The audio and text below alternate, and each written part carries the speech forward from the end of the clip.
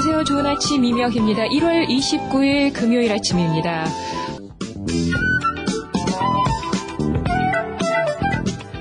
어제 우리 증시는 오랜만에 올랐네요. 전일 대비 16.95포인트가 오른 1642.43포인트로 장을 마감했고요. 코스닥 지수는 0.97포인트가 오른 517.4포인트로 올랐습니다. 원달러 환율은 8.4원이 떨어진 1151.5원으로 마감을 했습니다. 그리고 미국 뉴욕 증시 조금 전에 끝났는데요. 다우 지수는 1.13% 떨어진 1120.46포인트로 내려섰고요. 나스닥 지수, S&P 500 지수도 역시 하락했습니다. 나스닥 지수는 1.87% 떨어진 2179.9, S&P 500 지수는 1.18% 떨어진 1084.53을 기록했습니다.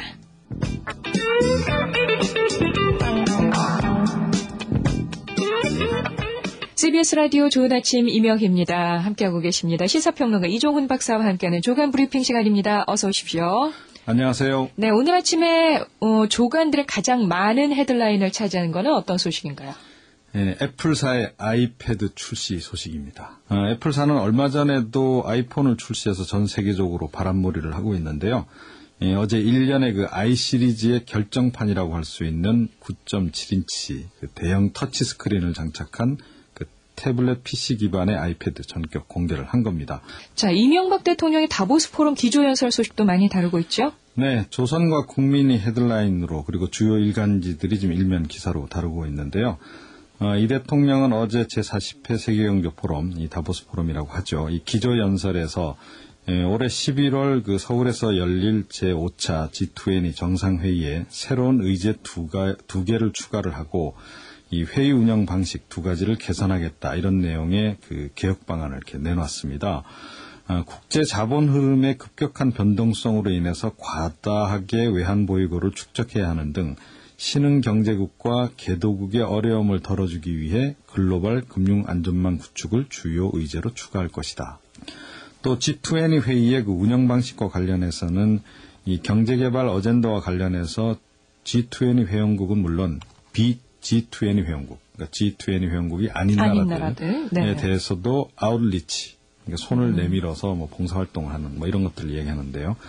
그런 노력을 적극적으로 펼쳐서 이 비회원국들의 의견을 최대한 수렴하겠다 이렇게 얘기를 했습니다. 자, 다음 소식은 뭔가요?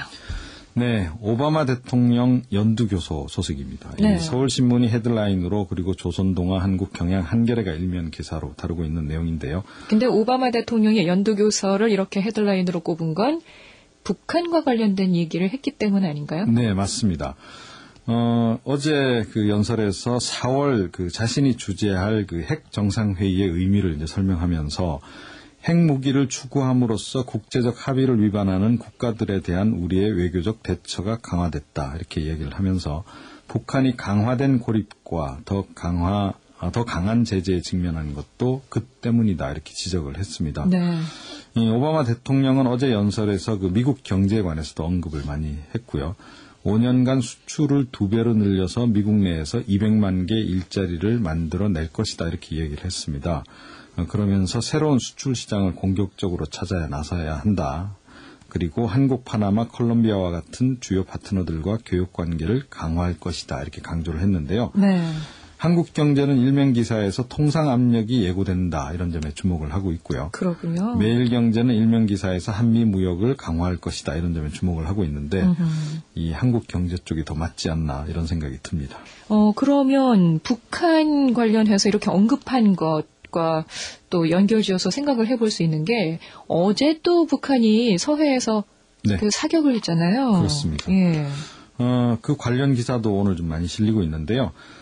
좀 눈에 띄는 기사로는 그 중앙일보가 일면 기사로 이 그제와 어제의 그 포사격에 앞서서 지난 26일에 북한 전투기 10대, 한 10여 대, 그러니까 이제 백령도 동쪽 그 우리 북방한계선 부근 상공으로 날아와서 우리 군에 비상이 걸렸던 것으로 이렇게 확인됐다 보도를 하고 있습니다. 네. 이 당시 NLL을 넘지는 않았는데 이 공군의 비상 대응 경계선인 전술 조치선을 넘어왔다고 하고요.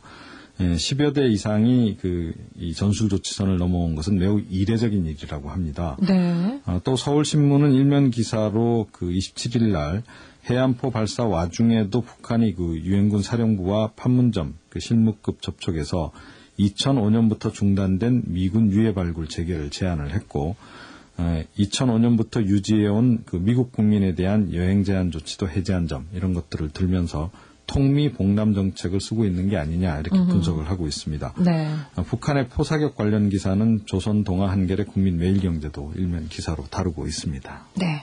자, 다음 소식도 알아볼까요? 네, 이 중앙일보가 지금 헤드라인으로 다루고 있는 기사인데요. 입학 사정관제 추진에 관한 겁니다. 이 전국 40개 대학이 이 교과부에 제출한 2009학년도 대학 입학 사정관제 지원사업 집행결과 보고서에 따르면요.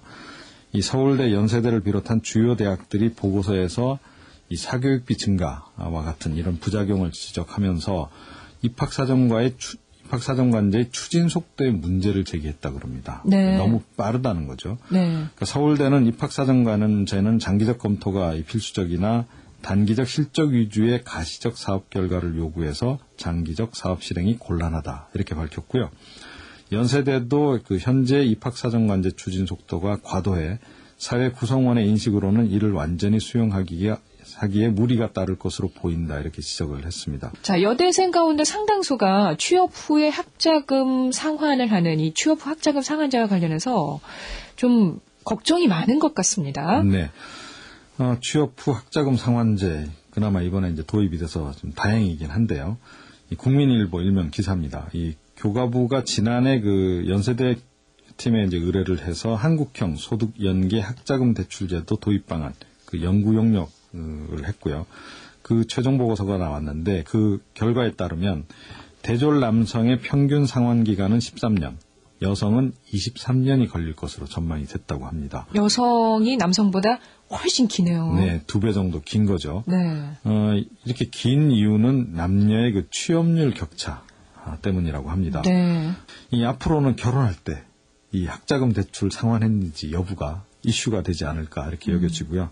못 갚으면 시집이나 장가도 못 가는 거죠. 아유, 참 안타깝습니다. 네. 자, 좋은 아침 브리핑 스포츠 소식입니다. 6강 플레이오프 진출을 위해 막판 스퍼트를 냈던 프로농구 인천 전자랜드가 원주 동부에 58대 70으로 지면서 6위 삼성과 승차가 더 벌어졌습니다. 현재 남은 경기 수는 삼성이 더 많기 때문에 전자랜드가 여러모로 불리한 상황입니다. 한 달 전부터 방출설이 돌던 이천수 선수, 사우디아라비아 프로축구 알 나스르가 7개월 만에 이천수 선수의 방출을 공식화했습니다. 자녀 연봉과 계약금 문제는 아직 정리되지 않은 상태입니다.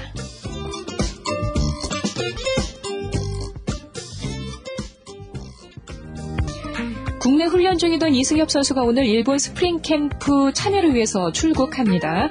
그동안 몸 만드느라 비지땀을 쏟았는데 타격 폼의 문제점도 많이 고치고 성과가 있었다고 하죠.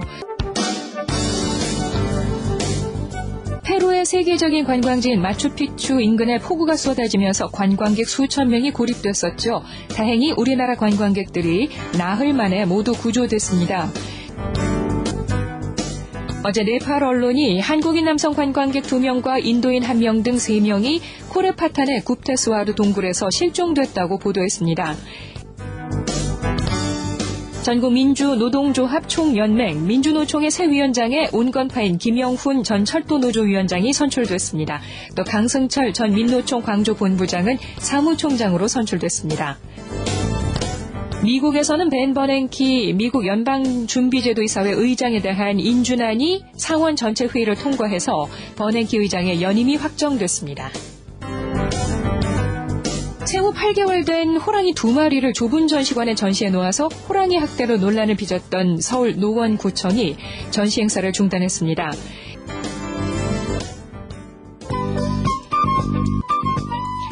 라면 가격이 내린다는 소식이 있네요. 오늘 출하분부터 삼양라면과 맛있는 라면 등 라면 대여섯 개 종류에서 6.7% 정도 가격이 내린다고 합니다. 좋은 아침 이명희입니다. 오늘은 여기까지입니다. 내일 오겠습니다.